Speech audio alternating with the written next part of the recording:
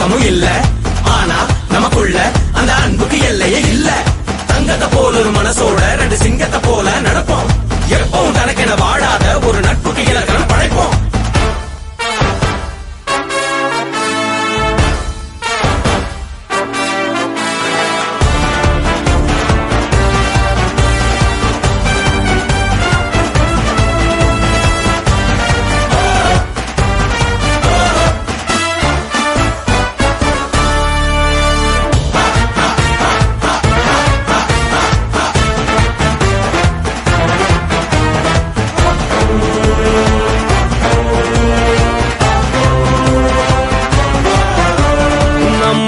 சுவாசம் நின்னாலும் பாசம் மறந்திட பழகலையே.